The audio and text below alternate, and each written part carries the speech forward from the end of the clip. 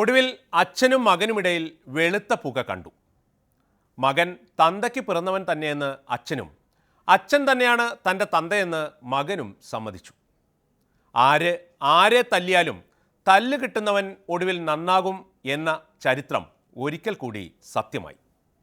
അച്ഛനും മോനും കൂടി ആരുടെയൊക്കെ തന്തയ്ക്ക് വിളിക്കും എന്നത് മാത്രമാണ് ഇനി അറിയാനുള്ളത്. അടിവരയിട്ട് ഞാൻ പറയുന്നു, പാർട്ടിക്ക് വിധേയനായി മറ്റ് മന്ത്രിമാർ അവരവരുടെ പാർട്ടിക്ക് വിധേയരായി പ്രവർത്തിക്കുന്ന പോലെ. അതുകൊണ്ട് ഞങ്ങൾ മഞ്ഞുരുകും എന്ന് തന്നെയാണ് പ്രതീക്ഷ. ഉരുകിയിട്ടൊന്നുമില്ല, പക്ഷേ മഞ്ഞുരുകും എന്ന് കരുതുന്നു. അത് പൊരുത്തപ്പെട്ടു പോയിരിക്കേണ്ട കാര്യങ്ങളൊന്നുമില്ല, തീർച്ചയായിട്ടും പൊരുത്തപ്പെട്ടു പോകും. എനിക്ക് പാർട്ടിയാണ് വലുത്, മകനെന്നുള്ള ബന്ധം വീട്ടിലാണ്, അത് വേറെ കാര്യമാണ്. കഴിഞ്ഞ എത്രയോ കാലമായി എന്നോടൊപ്പം നിൽക്കുന്നവരുടെയും അവരുടെ പുതിയ തലമുറയുടെയും വികാരങ്ങളും അഭിമാനവുമാണ് എൻ്റെ വ്യക്തിപരമായ അഭിമാനത്തെക്കാൾ മറ്റു കാര്യങ്ങളെക്കാൾ എനിക്ക് പ്രധാനം. വളരെ സ്നേഹത്തോടെ പ്രതികരിക്കുന്നു. അദ്ദേഹം എൻ്റെ പിതാവാണ്, അദ്ദേഹത്തോടുള്ള ബഹുമാനം എനിക്ക് എന്നുമുണ്ട്. ഇപ്പോൾ അച്ഛനല്ലെന്ന് പറയാൻ പറ്റുകയില്ല, വേറെ എന്ത് വേണമെങ്കിൽ നമുക്ക് നിഷേധിക്കാം. മാത്രമല്ല എൻ്റെ രക്തം വേണ്ടിയോ, അപ്പം നല്ല മന്ത്രി ആയിരിക്കണമല്ലോ. വളരെ നല്ല ഒരു പ്രതികരണമായി ഞാൻ അതിനെ കാണാൻ, അതിനെ സ്വാഗതം ചെയ്യുകയാണ്. മഗ്ദലന മറിയത്തോട് വളരെ മോശക്കാരിയായ സ്ത്രീയോട് ക്രിസ്തുദേവൻ പറഞ്ഞു, ദൈവപുത്രനായ ക്രിസ്തുദേവൻ പറഞ്ഞു, ഒരു വലിയ കുഴപ്പക്കാരിയൊക്കെയാണ്, പക്ഷേ പശ്ചാത്താപമാണ് പ്രായശ്ചിത്തം എന്ന് പറഞ്ഞു. അതിനപ്പുറം ഒന്നും അതിനെക്കുറിച്ച് പറയാൻ ഉദ്ദേശിക്കുന്നില്ല. വളരെ സ്നേഹത്തോടെ പാർട്ടി ഒറ്റക്കെട്ടായി കൊണ്ടുപോകണമെന്നാണ് ഞാനും ആഗ്രഹിക്കുന്നത്.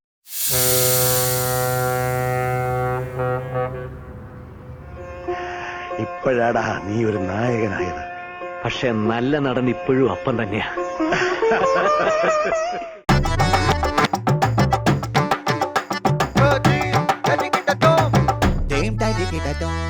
ജയരാജത്രയങ്ങളിൽ പ്രകാശം പരത്തുന്നവനാണ് MV ജയരാജൻ. അതുകൊണ്ട് തന്നെ തന്നെപ്പോലെ പ്രകാശം പരത്തുന്നവരെല്ലാം ജയരാജന് ഉടൻ തിരിച്ചറിയാനാകും. അതോടൊപ്പം അണികൾക്ക് വേണ്ടി ആവശ്യം പോലെ പച്ചയും കത്തിയും ആടുന്ന ആശാൻ കൂടിയാണ് ജയരാജൻ. യൂണിഫോം ഇല്ലാതെ പ്രകാശമുള്ള നേരത്ത് പോലീസ് ഉദ്യോഗസ്ഥരെ കണ്ടാൽ അവരുടെ മേൽ ആവശ്യത്തിന് കഥകളി നടത്താൻ ശിഷ്യരെ പഠിപ്പിച്ചിട്ടുമുണ്ട്. എന്നാൽ ആശാൻ മുദ്രകൾ മാറ്റിപ്പിടിക്കുകയാണ്. ഇക്കുറി കൂത്തുമായെത്തിയാണ് പ്രകാശം പരത്തുന്നത്. ഗണേശൻ്റെ വീട്ടിൽ നടന്നതൊക്കെ അപ്പിടി ഒപ്പിയെടുത്ത് പ്രേക്ഷകർക്ക് മുന്നിൽ എത്തിക്കുകയാണ് ഈ കൂത്താശാൻ.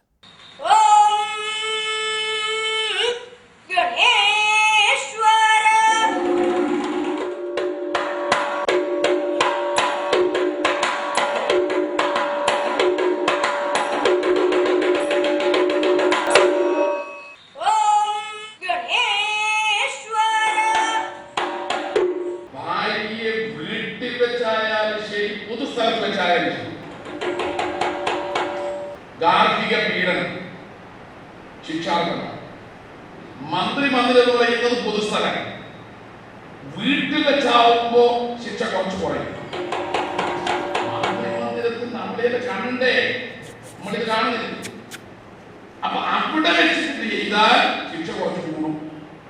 അപ്പൊ 5 വർഷം ശിക്ഷയ്ക്ക് അർഹതയുള്ള കുറ്റാണ്. ഏത് കുറ്റം?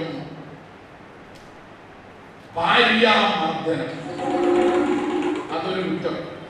മറ്റതോ ഈ മൈക്കിലൂടെ പറയാൻ പറ്റാത്ത കുറ്റം.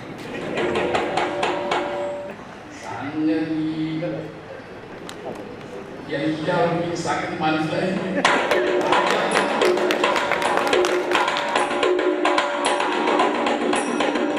ആ മന്ത്രിയുടെ ബഹുമതല്ല, ഒന്ന് വനം കാട്ടിൽ കൊണ്ടുപോകാം, മറ്റൊന്ന് സിനിമ, അത് അഭിനയം. ഗണേശൻ അഭിനയിച്ച പഴയ സിനിമകൾ ഉച്ചയ്ക്ക് TV കാണുമ്പോ അതിന് വീഴും, അത് കണ്ടോക്കണം. ആ സിനിമയെല്ലാം ഞാനടക്കി ഉച്ചയ്ക്ക് ആരാധന അനുഭവം എല്ലാം ഈ ഏർപ്പാട് ഓരോണം. ഒന്നിക്ക് പെൺകുട്ടികളെ അപമാനിക്കുന്ന വില്ലൻ, അല്ലെങ്കിൽ ഏതെങ്കിലും ഒരു വില്ലന്റെ സഹായം.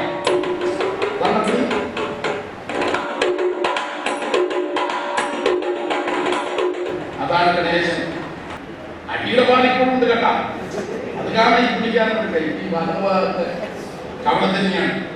മറ്റേ ഗൾഫുകാരനാണ് പണി ഒപ്പിക്കുന്ന ആളുകൾ ശരിക്കും പാസ്സാക്കി കൊടുത്തത്. ഇത് വന്ന് കാണുമ്പോഴാണ്.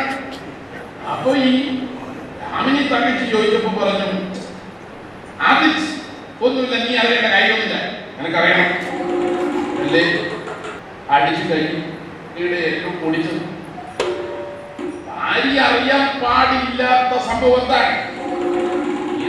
ഇത്തരത്തിൽ ഭാര്യ മർദ്ദിക്കുന്നതും ലൈംഗിക അപവാദത്തിൽ കുടുങ്ങുകയും ചെയ്ത ഒരാളെ മന്ത്രിസഭയിൽ സംരക്ഷിക്കാൻ മാത്രം എന്തേ ഗണേശുമായി ഉമ്മൻചാണ്ടിക്കുള്ള ബന്ധം?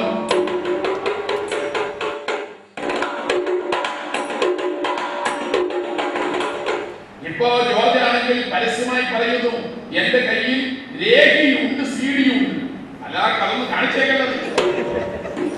രേഖ മാത്രമാണെങ്കിൽ സാരമില്ല, CD-യിലാക്കി കാണിച്ചേക്കല്ല.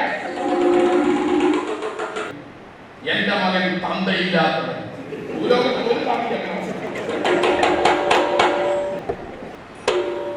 അതുകൊണ്ട് നമ്മളെ UDF രാജിവെക്കണമെന്ന് പറയണം. അവരായി അവരെ പാടായി അവര് തന്നെ കാലൻ അതിൻ്റെ അകത്ത് തന്നെ ഉണ്ട്.